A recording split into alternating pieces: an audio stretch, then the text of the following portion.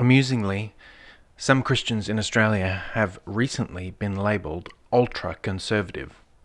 What makes this strange is that some of the churches who receive this label are often not conservative from the perspective of Christian history. How come they're not conservative from a Christian perspective? Let's call it heterodox teaching. That is, teaching that is not necessarily heretical, but is often different from the historical Christian understanding of the Bible. So then, why do secular media organizations call such churches ultra-conservative? Because even these heterodox churches are a long way from what is now considered normal. It seems the new label applies to people who are not towing the popular line around things like abortion, gay marriage, homosexuality, transgenderism, and other such things.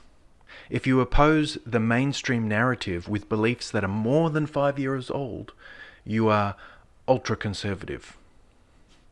Let's assume for the moment that the media represents the common mind of the people of Australia. A stretch, I know.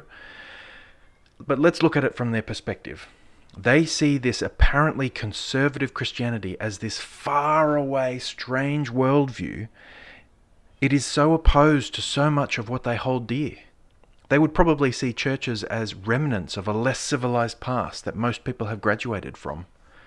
It would not surprise me if I heard them using words like draconian and archaic to describe people like us. We haven't moved, but they have. Many popular modern beliefs are very far down the track from traditional faith in Jesus Christ.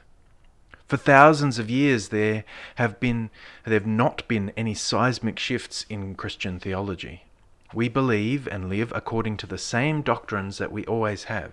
Yes, there are the more progressive and, I would say, errant movements in some parts of the Christian landscape, but the Bible itself has not changed.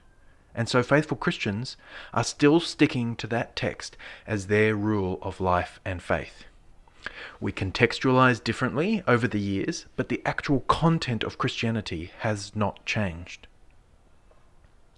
So we have sat still on the firm foundation of Christ, and the culture around us has been moving this way and that way. So, to call us conservative, or even ultra-conservative, is probably fair. We want the eternal truth of the gospel, God's design and God's law to be the guide and standard for our communities and nation. We are conserving age-old beliefs in a world that looks on them in disdain. Everyone who goes on ahead and does not abide in the teaching of Christ does not have God. Whoever abides in the teaching has both the Father and the Son. 2 John 9. For many of us, we have begun to see progress as a moral good. The new is automatically assumed to be better. Progressing is always better than staying still, right?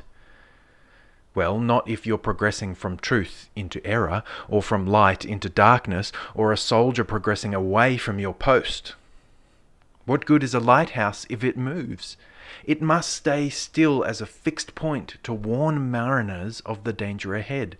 It is a fixed point in a sea of chaos and darkness that leads ships to the joy of safe harbour. For the time is coming when people will not endure sound teaching, but having itching ears they will accumulate for themselves teachers to suit their own passions, and will turn away from listening to the truth and wander off into myths. Our culture has defiantly rejected the light of the gospel and taken up increasingly open rebellion. They see the lighthouse of the church as old and unnecessary. They think they have GPS mapping where they can plot their own course to the harbour of their choice, but really they're children, sketching fantasy worlds and dooming many lives to be driven against the jagged rocks. Yes, the church is thousands of years old. Yes, our beliefs come from the past, but they have stood for thousands of years because they are true and right and good. The truth of God will still be standing long after the current fads have come and gone. God's ways are worth conserving so that people may yet see the light of Christ and find eternal life. So, call us ultra-conservative. We will take it as a compliment. Do not be deceived, my beloved brothers. Every good and perfect gift is from above, coming down from the Father of lights, with whom there is no variation or shadow due to change. James 1:16-17. All flesh is like grass, and all its glory like the flower of grass. The grass withers and the flower falls, but the word of the Lord remains forever. And this word is the good news that was preached to you. 1 Peter chapter 1, verses 24 and 25.